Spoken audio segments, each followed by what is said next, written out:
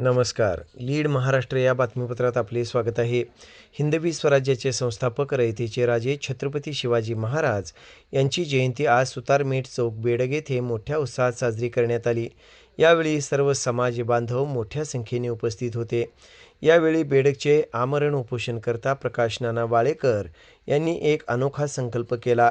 त्यांनी सांगितले की बेडग येथील प्रत्येक घरामध्ये छत्रपती शिवाजी महाराज यांची मूर्ती आपण येणाऱ्या 1 वर्षात भेट देणार आहे, असे त्यांनी यावेळी नमूद केले. छत्रपती शिवाजी महाराज हे तुमचे, आमचे व संपूर्ण जगाचे आदर्श आहेत. आपण छत्रपती शिवाजी महाराज यांनी घालून दिलेल्या आदर्शावर आपल्या जीवनाची वाटचाल करावी, असेही प्रकाश नाना वाळेकर यांनी सांगितले. यावेळी मंडळाचे कार्यकर्ते, पदाधिकारी, कार्यकर्ते, व्यापारी वर्ग मोठ्या संख्येने उपस्थित होता. आज छत्रपती शिवाजी महाराज यांची जयंती सुतारमेट चौक येथे वर्ष दुसरे असे साजरे करण्यात आलेले आहे.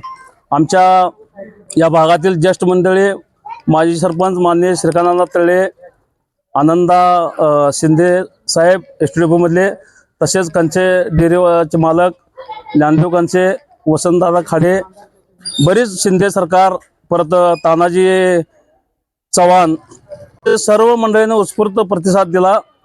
हे शिवजयंती अगदी शॉर्ट प्रमाणात केलेली आहे. बऱ्याच ठिकाणी आपल्या गावामध्ये मोठ्या प्रमाणात पण शिवजयंती साजरी होत्या, परंतु जिथल्या तिथं मुलांनी आनंद मिळावा आणि शिवाजी महाराजांचं जास्तीत जास्त महत्त्व, इतिहास समजावा, शिवाजी महाराज वागले कसे, स्वराज्य कसं निर्माण केलं कठीण परिस्थितीमध्ये, आणि मग ते त्याचे मुलांच्यावर त्याचा परिणाम व्हावा म्हणून आम्ही या गल्लीमध्ये एकता शिवजयंती म्हणजे उत्सव अशा पद्धतीनं साजरा करतो आहोत.